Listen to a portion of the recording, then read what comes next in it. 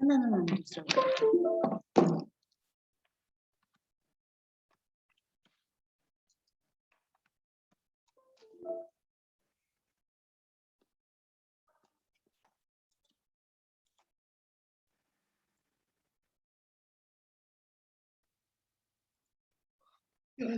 शुक्र है मालिक, ये 19 वाला जो होगा ना, ये वाला मैं कर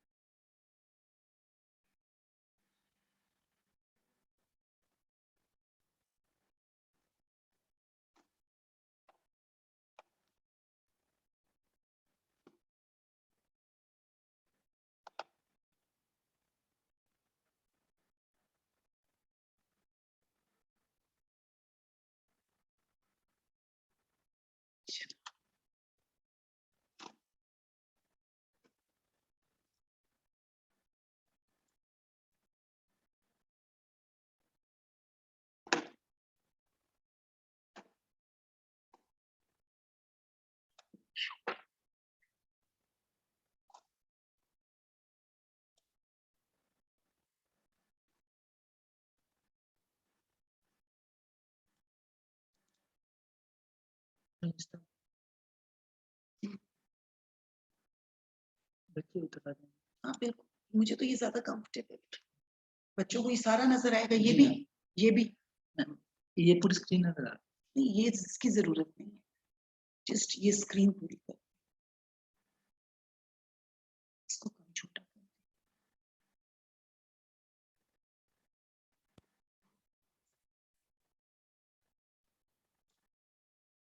चलो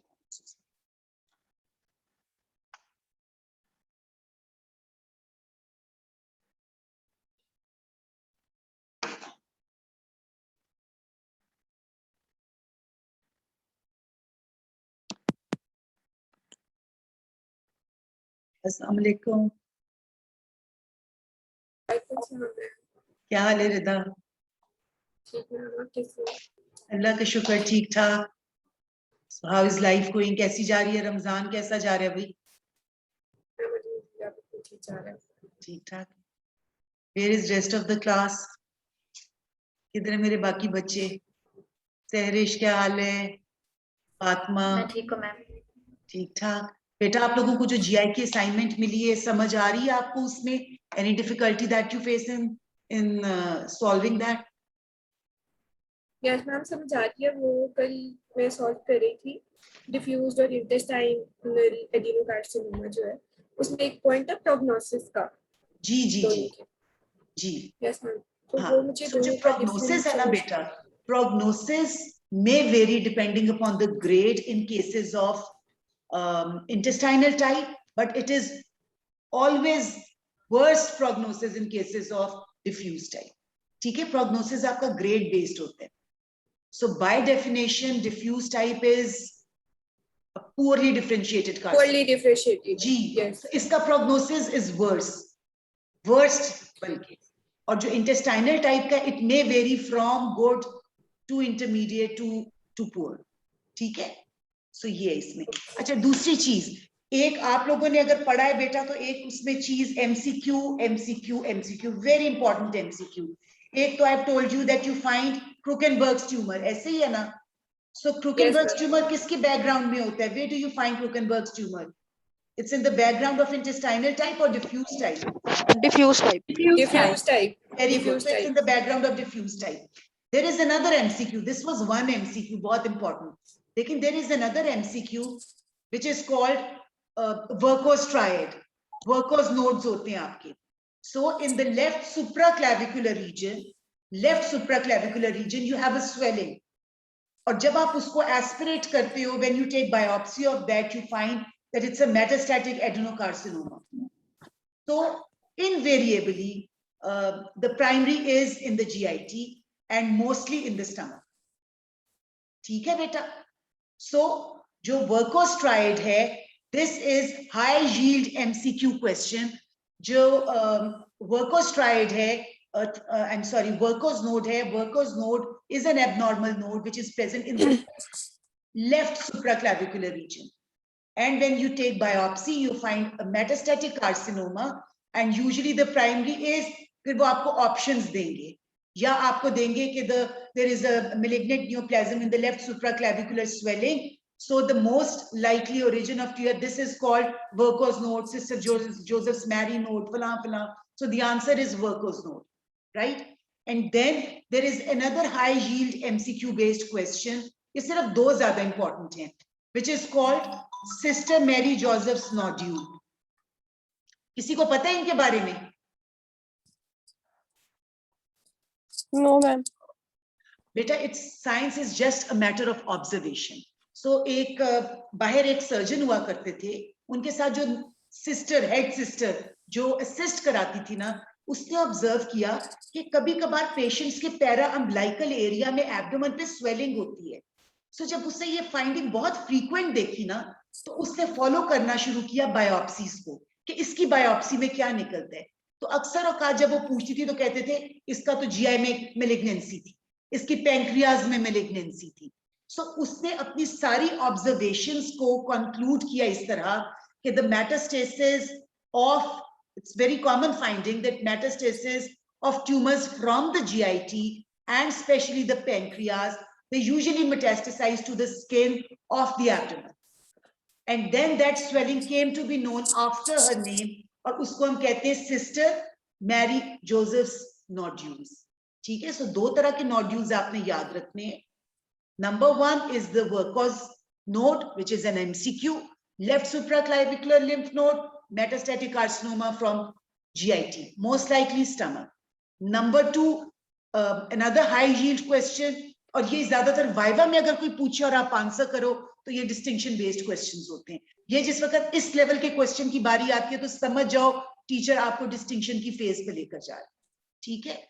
सो द मेन उसमें होते हैं सिस्टर जोसेफ्स में कि usually there is a swelling in the on the abdomen, and on biopsy it appears that the patient has metastatic adenocarcinoma. So the most likely origin is either in the GI or in the stomach, like abdominal malignancies. It can be female genital tract as well. Okay, so they are all called Sister Mary Joseph's nodules because they are named after the sister who had this observation during the surgeries. Okay, so ये important था. जो दूसरा एक मैंने MCQ miss किया था, that was the cell of origin of GIST. GIST का what is the cell of origin? किसी को पता है? That is cells, interstitial cells of Kajal. ये न्यूरोएंडोक्राइन सेल्स होते हैं, कुछ बहुत ज्यादा इनके बारे में नहीं पता, लेकिन इनको इंटरस्टिशियल सेल्स ऑफ कजाल. सो काजल से याद रखो, स्पेलिंग वही है जो काजल वाली है, लेकिन हम बोलते हैं इसको कजाल है, right? So interstitial cells of Cajal. Okay, so ये दो चीजें थी जो मैंने कल कहा था कि मैं आप लोगों को जरूर बताऊंगी, बिकॉज ये तीनों के तीनों MCQs हैं, तीनों. ठीक है? So now coming to this picture, क्या लग रहा है आपको इस खातून में? जी, कोई खास चीज लग रही है? Do you find something significant here in this lady? Okay. Redness.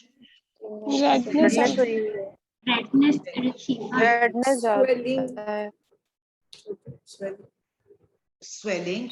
Okay. अच्छा, अब इन बाबा जी में बताओ. Redness.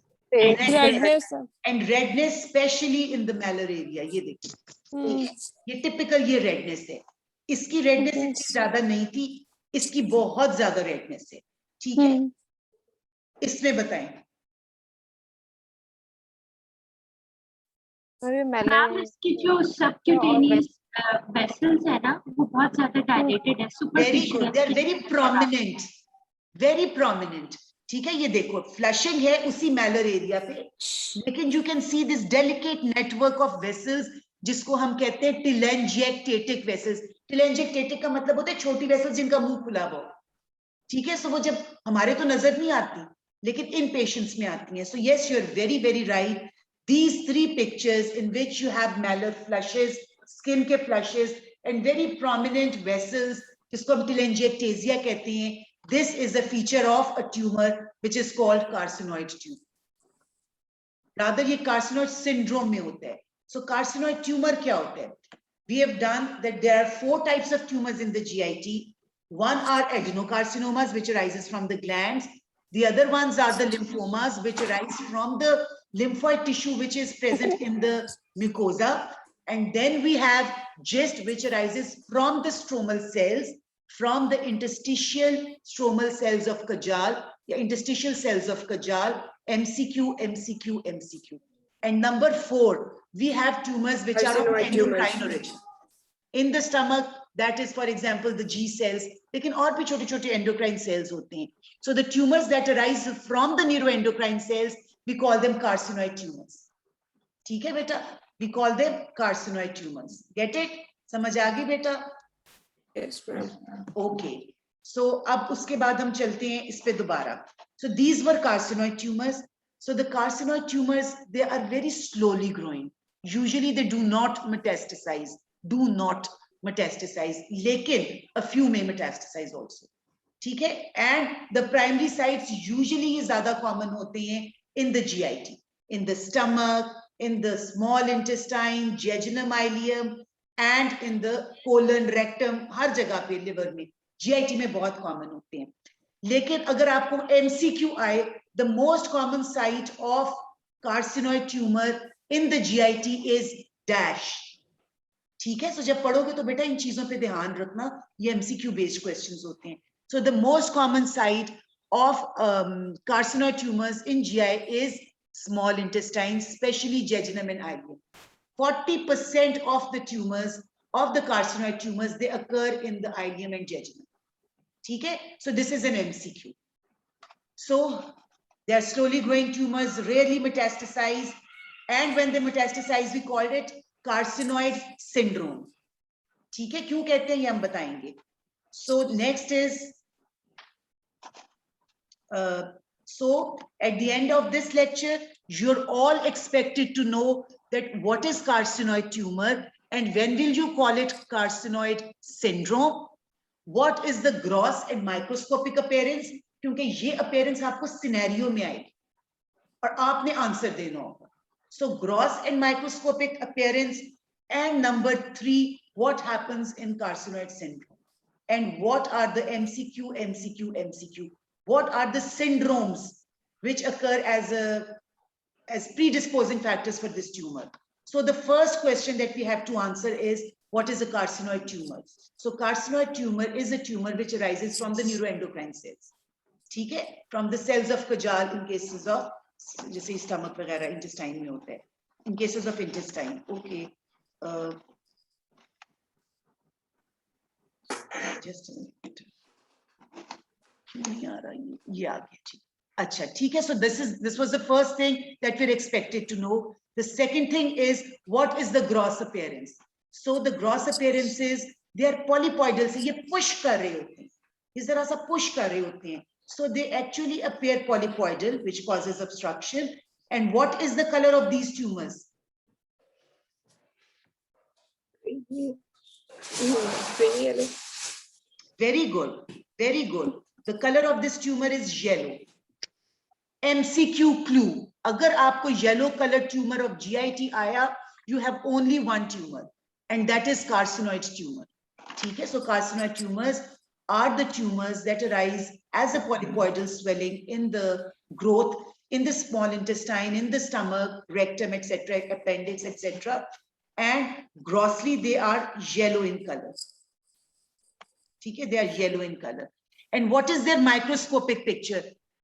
You are sometimes asked about the microscopic appearance of carcinoid. बहुत कम दफा. बेटा actually ना आपके जितने questions हैं ना, आप देखो, अगर हम कहते हैं ना पिछले 5 सालों के या पिछले 7 सालों के आप लोगों ने SCQs करने हैं, and you're supposed to go through all the past paper questions from the previous 5 या 7 years. So सोचो हर साल 2 एग्जाम्स होते हैं, एक आपका प्रॉफ और एक सप्ली. So 7 सालों में अगर 2 एग्जाम्स हैं और हर आपको पता है क्वेश्चन के पार्ट्स होते हैं, then you have a lot of MCQs. ठीक? So hardly कोई चीज ऐसी होती है जो रह जाए कवर होने की. So फिर जो कोई एक आध चीज वो नई ऐड करते हैं. So अगर वो कोई चीज नई ऐड करेंगे, so this is a very, I don't know अगर ये पास पेपर्स में आया है तो ठीक है, otherwise it's a potential potential university question, ठीक है, कि आपको इसकी माइक्रोस्कोपी पूछे, वरना बहुत सारी चीजों की माइक्रोस्कोपी आपको नहीं आनी चाहिए. GIT is one big and very important topic from exam point of view. You get maximum MCQs and SCQs from this topic. ठीक है बेटा? So carcinoid की gross appearance is, it's a circumscribed tumor and it is yellowish. It has a yellowish cut surface. And considering coming to the microscopic appearance, they are usually tumors are present in the form of nests, or there are islands of tumor cells. You see, there are all nests, discrete, alada nests, and within the nests, you find these beautiful benign looking cells, which have a very regular round nucleus. They have a very regular cytoplasm. अभी तो इस power पे इतना अच्छा नजर नहीं आ रहा, but it's a little granular. ठीक है, ये जरा सा granular होता है. So the most important thing is the picture of the nucleus. ये another clue in the MCQ. If they say that the nucleus has a stippled, ये दो लफ्ज लिख लो. The MCQ में आएगा, the cells has a stippled या salt and pepper chromatin. ये दो, this is the way you describe neuroendocrine cells. ये typical उसकी neuroendocrine की description है. There is no third word for that. So if they say that the nucleus shows stippling of chromatin or it is salt and peppery, so the clue is carcinoid tumor. The diagnosis is carcinoid tumor. ये clue है उसका. So regarding carcinoid tumors, you have 2 or 3 clues. The first clue is it's a tumor which is yellow, which has a yellow cut surface. G. Number 2, the clue, it is very benign looking, very अच्छा सा. The cytoplasm is granular. वो भी इतना बड़ा clue नहीं है. जितना बड़ा clue है stippled nucleus and या salt and pepper nucleus. ठीक है? So this is the classic appearance. So the classic appearance is that the tumor, it has a yellow cut surface and the tumor cells are present in nests like this. You call it nests, you call it trabeculae, groups, okay? And the individual cells, they have a very round to polygonal nucleus with stippled or salt and pepper. देखो इसमें ऐसे लग रहा है जैसे salt and pepper का छट्टा है. Pepper is a little coarse, salt is fine, बहुत ज़्यादा. So ये देखो इसी तरीके से इसमें लग रहा है आपको, ठीक? So and the third thing is it has a granular cytoplasm.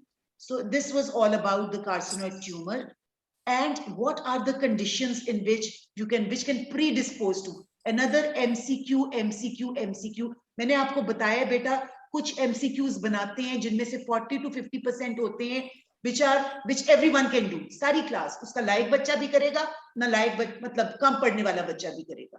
So ये वाले जो MCQs हैं 40 to 50% होते हैं. फिर एक MCQs आते हैं, ये मैं आपको ABC कैटेगरी करके बता दूं ताकि आपको पता चले. So the category A is which can be solved by most of the people. ठीक है? Category B is which is one level up. वो सिर्फ वो बच्चे जिन्होंने थोड़ा बहुत पढ़ा होता है, बिल्कुल ही गए गुजरे नहीं होते, वो कर लेते हैं. लेकिन जो अच्छे पढ़ने वाले बच्चे वो easily कर लेते हैं. It constitutes another 20 to 30% of the MCQs. That is the category B. ठीक है? ये मैं सिर्फ एक रफ आइडिया आपको दे रही हूँ. ये भी वो क्वेश्चन है जिस बच्चे ने अच्छा पढ़ा हुआ है ना वो कर लेगा. Then comes the category which actually discriminates or decides that this bacha is better from a अच्छा पढ़ने वाला बच्चा of the class. So ये distinct करता है. This is the sort of distinction holder. So distinction holder के लिए वो questions होते हैं which are another 10 to 20%, which basically decides कि इस बच्चे की, आप समझ रहे हो मेरी बात? So ये वाली जो कैटेगरी में अब आपको बता रही हूँ, this is the C category, जो कि हर बच्चा नहीं कर सकेगा, सिर्फ चंद एक इसमें करेंगे. So that is कि जैसे भी हमने पिछले किया था कि Zollinger-Ellison syndrome is responsible for जैसे carcinoid tumor, ठीक है, because it's a neuroendocrine tumor. Similarly, MEN1, multiple neuroendocrine tumors, endocrine neoplasia जो है, this is another MCQ. In carcinoid tumors, they have an association with which syndromes. So आपको मुख्तलिफ syndromes का जो है ना वो mix match कराएंगे. So there are 2 syndromes, MEN1 and number 2 is Zollinger-Ellison syndrome. ये मैं इसलिए बता रही हूँ, बुक में आप लोग पढ़ के गुजर जाओगे. लेकिन ये आपका MCQ है, इसको आपने गुजरना नहीं है, इसको याद रखना है. So coming to carcinoid syndrome, what is carcinoid syndrome?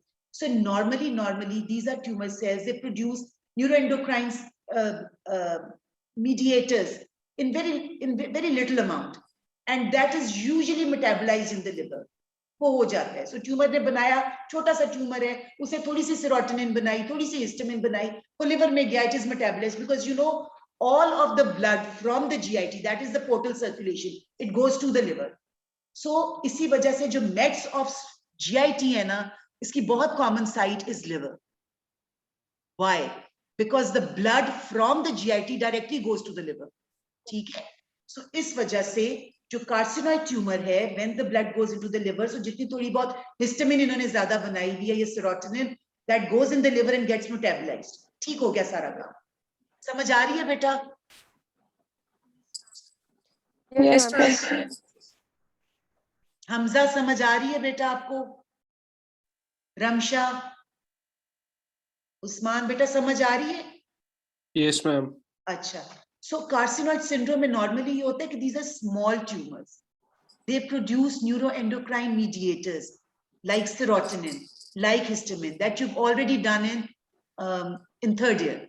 ठीक है? So what happens that when these products which are produced, they are directly released in the blood, and when they enter the liver, they are completely metabolized, completely. So end result ये होता है कि सब बिल्कुल ठीक होता है. But what happens in carcinoid syndrome? These tumors, they produce them in so much huge amounts that even after being metabolized by the liver, we still have a lot which needs to be metabolized. और इतने ज्यादा बनते हैं, liver एक हद तक ही काम कर सकता है ना. ठीक है? आपके घर मेहमान आ जाए, 6 मेहमान आप मैनेज कर लेंगे. 60 आ जाए तो कर सकते हैं, you can't. So उसमें क्या होगा, कोई अच्छा सर्व हो जाएगा, किसी को आप अच्छा सर्व नहीं कर सकोगे, किसी को चीज मिल जाएगी, किसी को चीज नहीं मिलेगी. The same happens with carcinoid syndrome. ठीक है? कि when it is produced in excessive amounts, it is not possible for the liver to metabolize all of it, as a result of which it gains access to the systemic circulation. And here, when it shows its systemic effects, and it is called carcinoid syndrome. What is the biochemical effect of serotonin on the body? Mood enhancer होता है. ठीक है? And very good. BP को ठीक है, लेकिन दो main चीजें आपने नहीं भूलनी. Number 1, it causes vasodilatation of the dermal या skin के areas में.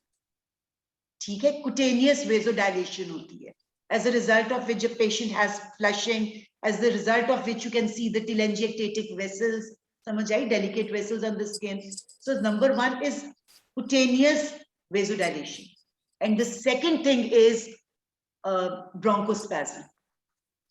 ठीक है? Bronchospasm and vasoconstriction in probably GI. So लेकिन इसमें जो main चीज होती है, that is bronchospasm. So these patients, they usually come across. So what is carcinoid syndrome? It is a constellation of symptoms actually, which are produced by the excessive production of neuroendocrine products. And this is what happens, that when they are, especially in the GI, in the stomach, histamine is produced, in the intestine, serotonin is produced, and it's produced in excessive amounts. Liver cannot metabolize it completely, as a result of which it enters into the systemic circulation, has two major effects. One is cutaneous flushing, cutaneous vasodilation, and bronchospasm. ठीक है? So the patient has, ये देखो, लाल गाल, ठीक है, flushing, feeling hot, obviously उतनी वो heat होती है, stomach upset होता है, obviously it's understandable, उसके physical symptoms की वजह से और hormonal की वजह से, rapid heart rate, पता नहीं light headedness वगैरह, they are all general, मतलब वो सारी हैं. इसी तरह sweating होती है, ये आप सबने किया हुआ है, मतलब serotonin का, so we won't go into the detail. So basically this is the symptom. जो आपको presentation आएगी, वो ये presentation आएगी बेटा. आपको जो presentation आएगी, वो ये आएगी. The patient will have diarrhea. Obviously GI की चीज है, तो GI तो affect होगा ही होगा. You'll have diarrhea, flushing, obviously flushing होती है, Wheeze होती है because of bronchospasm, and heart valve problems होती हैं इसमें. So this was about carcinoid syndrome. Carcinoid tumor आपके लिए important है from MCQ point of view. लेकिन it is an expected या it's a potential university question as well. अगर नहीं आया हुआ तो I don't know, लेकिन ये बहुत potential है कि ये आएगा आपको. ठीक है. So मैंने अपने क्वेश्चंस रिवाइज करती हूँ. आप देखो आपको आंसर आ रही है. We are expected to know what is carcinoid tumor. ठीक है. Which arises from the neuroendocrine cells. What is the gross appearance? Yellow color. Polypoidal Yellow. and Yellow Polypoidal circumscribed. Ji, polypoidal and yellow. Number 3, what is the microscopic picture का key लफ्ज नहीं भूलना. Nest Stipple salt noodles and or pepper. salt and Salt, pepper. pepper, nuclear. Very good, very good. ठीक है, ये इसका. And number 4, what can be the complication इसकी? That will be carcinoid Carcinoid syndrome. syndrome. Okay, और आपको पता है what will you have in carcinoid? So question आ सकता है, what is carcinoid syndrome? What is its gross appearance? What are the mediators that are released by? ये आपकी book में एक चार्ट बना हुआ है बेटा, वो आप लोगों ने करना है. ठीक है. And what are the ये सारे आ सकते हैं. ये MCQs अब मैं बोल रही हूँ कि what are the predisposing factors. इसमें Zillinger Ellison भी आता है, MEN1 भी आता है. ठीक है.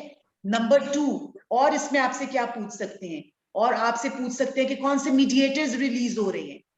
सेरोटोनिन, हिस्टामिन, मतलब वो देख लेना. बाकी सारे भी ये 2 मेन होते हैं. ठीक है. सब्सटेंस पी वगैरह. और उसके बाद आपसे इसका पूछ सकते हैं, सिनेरियो दे सकते हैं. आपने पिक कर लोगे इस सिनेरियो से. If the patient has diarrhoea, it's a non specific symptom.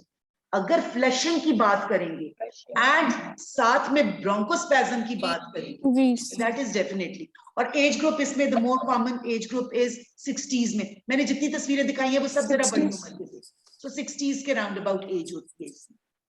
Another very important MCQ sort of a question. You won't get an SCQ इसमें.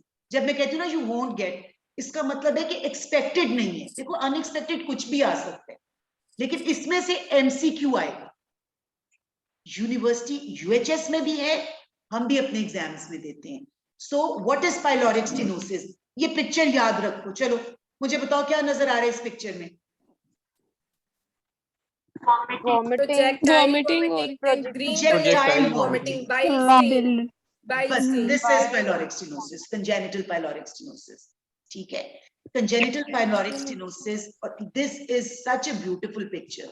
It actually describes each and every detail of pyloric stenosis. ये देखो अम्मा है, बच्चा जो है उसने projectile vomiting की है.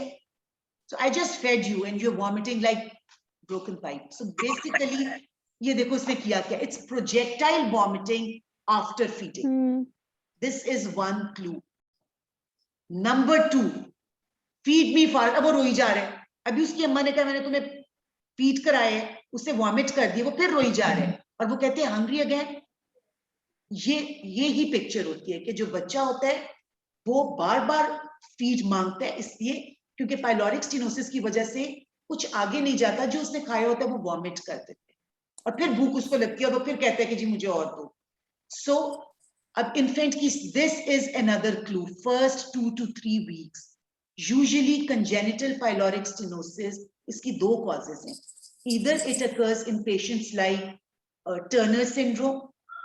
ठीक है. Turner syndrome के patients में होता है pyloric stenosis, or it can occur in those infants whose mothers तो नहीं बल्कि या breastfeed में या they have been exposed to erythrocin या कुछ ऐसी antibiotics. So अगर माँ एंटीबायोटिक ले रही है और ब्रेस्ट फीड करा रही है तो बच्चे को भी वो चला जाएगा ना. So शुरू में तो बच्चा बिल्कुल ठीक फीड लेता रहेगा. मदर कहेगी कि जी पहले ऐसे नहीं करता था, अब पिछले कोई ना 2-3 दिनों से ना ये ऐसे करता है कि जब मैं इसको खिलाती हूँ ये वॉमिट कर देता है. So what happens because of some unknown reasons that antibiotic has an effect on these muscles कि वो pyloric stenosis कर देते हैं. And what is pyloric stenosis?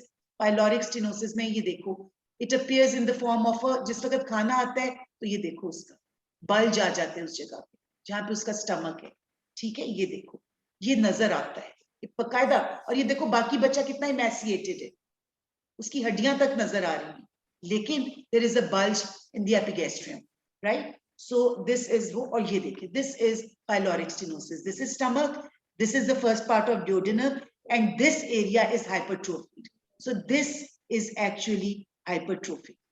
So pyloric, अब इसमें सिनेरियो क्या है? You'll get a scenario that a 2 to 3 weeks old child या 3 to 4 weeks old child, उसकी mothers bring his child, infant है, और उसको they say that the patient, the बच्चा was all right when he was born, he used to take regular feed, लेकिन for the past 2-3 days, और ये 2-3 दिन कौन से होंगे? उसके पोस्ट बर्थ होंगे, post birth 3 weeks, 3 to 6 weeks are important. 3 हफ्ते में ये शुरू होता है तकरीबन, 2 से 3 में। So बच्चा शुरू में नॉर्मल रहता है, उसके बाद what happens that whenever the child takes in something, he's going to vomit out. और vomit भी आम vomit नहीं होगी, क्योंकि जो बैग है ना, stomach is a bag, so it will keep on, the things will keep on dumping there. और फिर जब वो full हो जाएगा तो बच्चा vomit करेगा, that will be a projectile vomiting, right? So this is a normal stomach, and this is the part where there is pyloric stenosis. So MCQ, अगर आपको Turner syndrome, probably it's Turner syndrome or Down syndrome, just please confirm it, ठीक है? इन दोनों syndromes में से कुछ आता है, so please आपके डायग्नोसिस में वो पाइलोरिक स्टेनोसिस मांगते हैं कि कंजेनिटल पाइलोरिक स्टेनोसिस है, और अदरवाइज 3 वीक्स का बच्चा प्रोजेक्टाइल वॉमिटिंग और परसिस्टेंट डिमांड फॉर फीड, ये इसमें होता है। More common in males, increased incidence within families. मैंने आप लोगों को एक बात कही थी बेटा, आप लोगों ने याद रखनी है ये चीज कि जब आप MCQs करेंगे तो आपने उसमें से scenario would be your stem, ठीक है? The scenario would be your stem. So जो क्लिनिकल सिनेरियो है ना आपका, क्लिनिकल फाइंडिंग्स, आपने वो गौर से देखनी है।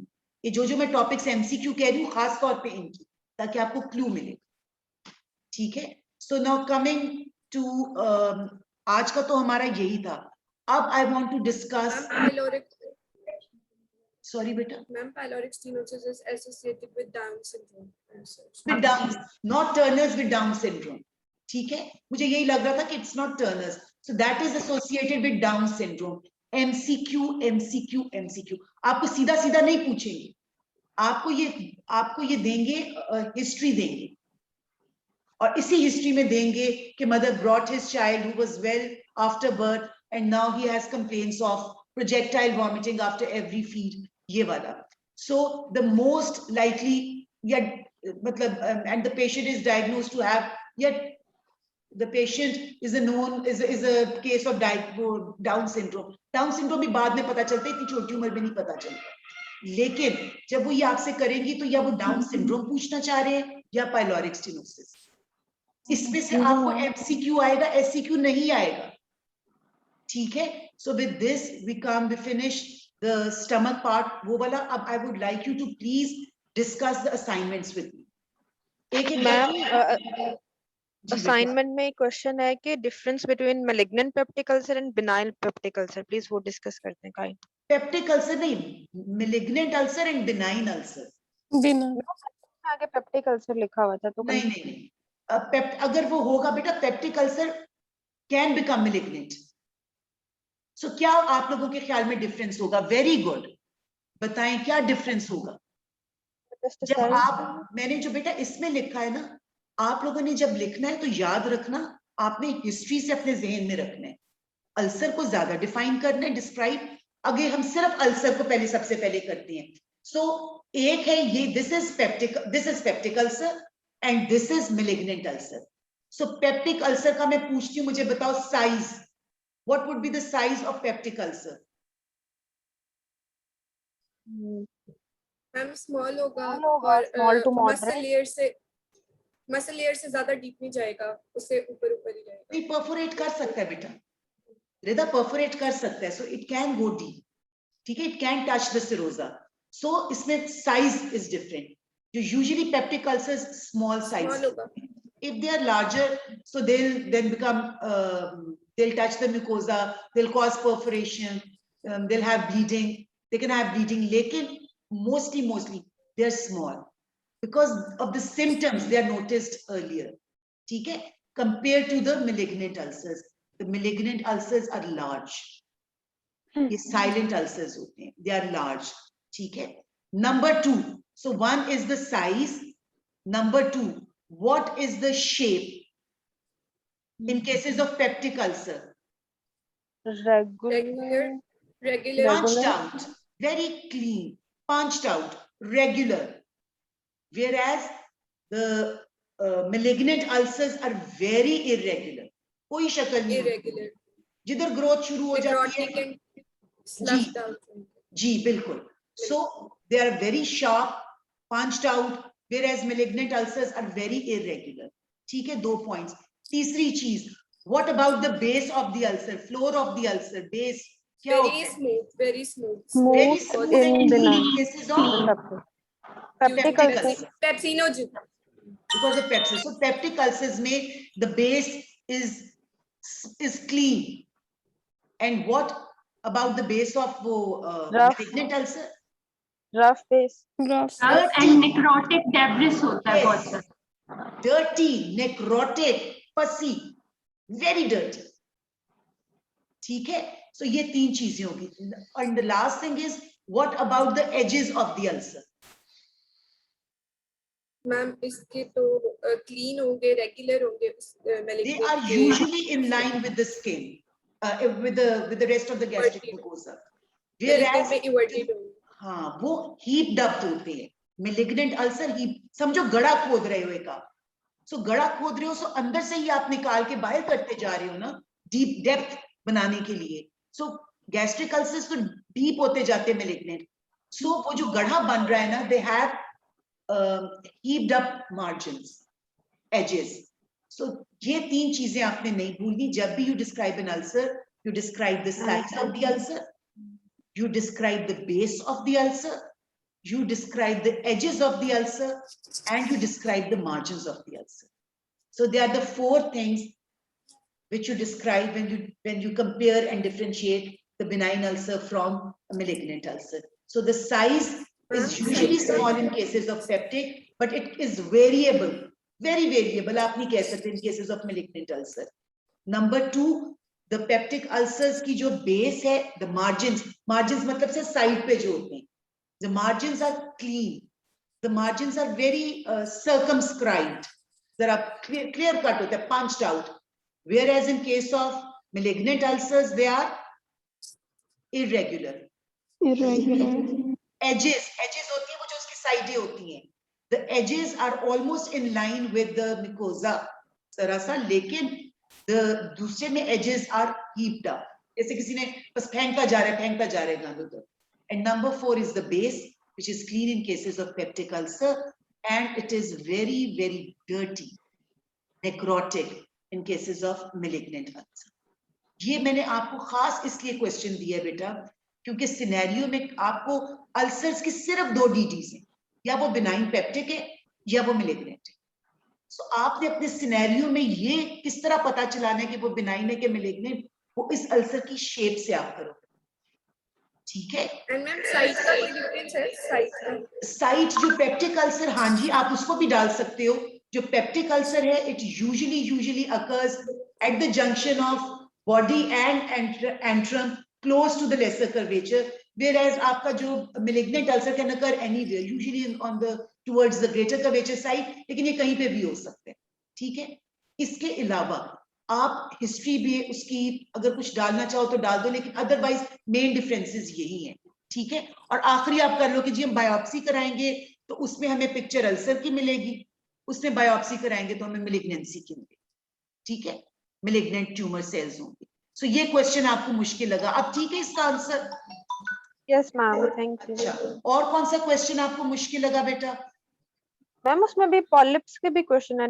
हाँ, आई एम सॉरी बेटा, पॉलिप्स का आपको मैंने अभी कराना है, पॉलिप्स का नहीं है. अब देखो जिस्ट का, देखो जरा जिस्ट का क्वेश्चन है आपके पास? यस मैम एक था जिस यस मैम एक था. हाँ, मैंने आप लोगों को SGDs भी करानी है। मैं चाह रही हूँ कि बाय द टाइम ये चैप्टर करो आपकी असाइनमेंट्स और SGDs हुई हो, ताकि आप लोग कुछ मिस ना करो GIT का। आप लोग आओ तो ये ना हो कि हमारे प्रैक्टिकल्स नहीं हुए थे। ठीक है बेटा? सो बताएंगे आपके जिस्ट का आ रहा था आप लोगों को बेटा क्वेश्चन? Yes, उन्होंने just पूछा था what do you know by gist? अच्छा, दूसरी एक चीज और मैंने कहनी है आप लोगों का बेटा, पिछले में बहुत बुरा रिजल्ट है नहीं है आपकी क्लास का। आपकी क्लास का बहुत बहुत बुरा रिजल्ट है। आप लोगों ने बहुत ज्यादा कॉपी पेस्ट करके किया हो। नेक्स्ट टाइम ये ना करो। मैं आपको बार बार बता रही हूँ बेटा, ये आपकी इंटरनल असेसमेंट है। इंटरनल असेसमेंट का क्या मतलब है? आपको SCQs की जगह इसी के नंबर्स मिले। जी मैम बेटा। मैम gist जिस्ट का का सिर्फ क्वेश्चन है एक कि क्वेश्चन है, जी One line. histochemical stain for gist, just यही क्वेश्चन है। जी, so what are the immunohistochemical stains for GIST? High yield MCQ. शाबाश, बताओ कौन सा बेटा? फातिमा? वार्डन या वार्डन स्टारी। ना ना ना ना ना, वो तो H. pylori तो है। H. pylori वो तो है। एच पाई। क्या लिखा हुआ है आप लोगों ने? मैम अभी नहीं, हमने ये सॉल्व किया। बेटा जिस्ट का मैंने आप लोगों को बताया था उस दिन। स्क्रीन नजर आ रही है आप लोगों को? Yes See, ma'am. मैम जो आपने वो बताए थे, I guess CD117 and yes yes yes. C-kit ma'am वो ये एंड PDGR। मैम वो तो मैम मार्कर्स। बेटा ये वो तो म्यूटेशंस है और mutations उन्हीं नहीं के है मैम। मार्कर्स है। उनके मार्कर्स भी बने हुए हैं। So they are the mutations actually. PDGRFA, yes. So PDGFRA and it is C-kit. It is C-kit और CD117 दोनों एक ही चीज है। आपको कभी कभी एग्जाम में क्वेश्चन आया था, एक दफा UHS वाले बता रहे थे बच्चे मुझे some 3-4 years back कि मैडम हम लोगों को एक क्वेश्चन आया था जो बच्चों को उधर बहुत मुश्किल लग रहा था, और वो था इम्यूनो, उन्होंने एक सिनेरियो दिया हुआ था और उनमें उन्होंने लिखा हुआ था CD117 पॉजिटिव ट्यूमर सेल्स हैं, और वो CD117 उन लोगों को चूंकि पता था तो उन्होंने उसको जिस्ट किया। So these are the clues in the scenario. So CD117, C-kit, PDGFRA, जब भी पॉजिटिविटी आए, it is basically GIST, ठीक है? और दूसरा, what is the immunostain for lymphoma? CD20। जी, ये। और कोई चीज आपको मुश्किल लगी हो? मैम वो जो हमने टाइप पढ़ी थी डिफ्यूज और इंटेस्टाइनल, इसमें प्रोग्नोसिस का डिफरेंस एक दफा रिपीट कर दें। जी दोनों बेटा, के प्रोग्नोसिस। आप मुझे बताएं इंटेस्टाइनल के ग्रेड्स कौन कौन से होते हैं? What is the grade of intestinal ma'am type? well moderate to poorly differentiated, ठीक है बेटा? So इसका prognosis depends upon the grade. If it's a well differentiated intestinal Very type of adenocarcinoma, the prognosis is better. good prognosis अगर poorly differentiated है, prognosis is very weak. is इसी poor. तरह by definition all diffuse carcinomas have a very poor prognosis. So अगर हम Very दोनों का poor. Compare करें तो worse prognosis है for diffuse and it's better for intestinal type. ठीक है? इसी तरह mode of spread for intestinal type is hematogenous, blood whereas it is lymphatic and transperitoneal for transperitoneal for diffuse type. जी। और कोई चीज जो आप लोगों को मुश्किल लगी हो इसमें? आप लोग ये खुद सॉल्व कर सके थे? Yes ma'am. ठीक है? Yes ma'am. मतलब उसमें ये था बुक खोलनी पड़ेगी ऑब्वियसली, लेकिन आपको ये पता था कि जब आंसर देखा तो पता चलता था कि आपने किया हुआ है। ऐसे ही है ना? Yes ma'am. कोई और चीज मुश्किल लगी हो बेटा? अभी तो बस यही था। कॉपी पेस्ट मत करना बेटा, आप लोग अपने वैसे ही नंबर लूज कर दोगे। और अगर आप लोगों को लग रहा है बाकी असेसमेंट तो आपकी होती जाएंगी, लेकिन बेटा take them seriously. Copy paste आप लोगों ने ऐसे किया हुआ है कि जिसका ई छोटा है जिसमें, और गलती से दरमियान में ई, जैसे सेंड में एस छोटा और ई कैपिटल आ गया तो अगली सब में ई कैपिटल है। तो अब देखो ना, ये चीज तो वो है जो कि साफ कॉपी पेस्ट लगती है। ये ना करो, बहुत टाइम है आप लोगों के पास। ठीक है, सो इसको एक दफा करो ताकि जब आप लोग कॉलेज जाओ तो आप लोगों को ये प्रॉब्लम हो। और खबरदार अगर तुम लोगों ने जीआईटी में ये किया, मुझे बहुत अफसोस होगा।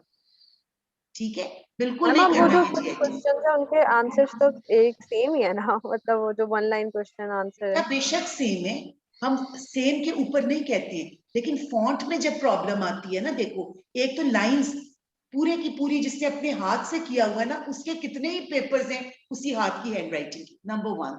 नंबर 2, फॉन्ट में जब आपका मसला आता है ना, जैसे मैंने आपको बताया, देखो हम लोग इतने ज्यादा वो नहीं है कि हम पिक करें, जो हम भी पिक कर रहे हैं ना वो ग्रॉस लेवल के ऊपर चेंज है जो हम पिक कर रहे हैं। जैसे अगर आपने फॉर एग्जाम्पल कार्सिनोमा में सी छोटा लिखा है, ए कैपिटल लिख दी है, आर छोटा लिखा है, और जितनी भी आ रही है उन सब में ये मिस्टेक है, तो इसका मतलब है कि ये कॉपी है। ये तो नहीं हो सकता हर एक में ये मिस्टेक हो। ठीक है, समझ आइए। सो इस चीज का, सो डे आफ्टर टुमारो इंशाल्लाह, अब से मैं एक दिन पहले आप लोगों का लेक्चर पोस्ट कर दूंगी आप लोगों के ग्रुप पर। ठीक है, आप लोग उसको पढ़ लेना, and then will try to have an interactive class. और मैं शायद 5 MCQs दूं आप लोगों को at the end of my lecture. I will give you 5 MCQs at the end of my lecture, and they will be regarding that lecture. So a day earlier, I'll post my lecture, and on the day of lecture, you're going to have the lecture, and I'm going to have MCQs, 5 MCQs from that क्या कहते हैं जो topic मैंने आपको कराया है। ठीक है, जो जो बच्चा वो आंसर करेगा, he will be marked present. गलत हो सही हो doesn't matter. We're not going to mark them.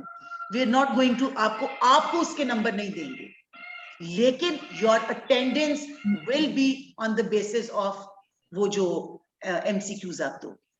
So एक दिन पहले मैं आप लोगों को अपना वो लेक्चर दूंगी, आप लोग उसमें से देख लें। नेक्स्ट डे जो मेरा लेक्चर होगा उसके लास्ट 5 मिनट्स के अंदर सिर्फ 5 मिनट का आप लोगों ने MCQ LMS पे अपलोड होगा, उसी वक्त आपने उसका आंसर करना है, और उस पे आपकी जिसका आंसर हमें वो 5 मिनट में आ जाएगा उसके ऊपर आप लोगों की अटेंडेंस होगी। Okay, right, thank you very much. Okay, Allah हाफिज बच्चे, Allah thank you very much. Allah हाफिज मैम।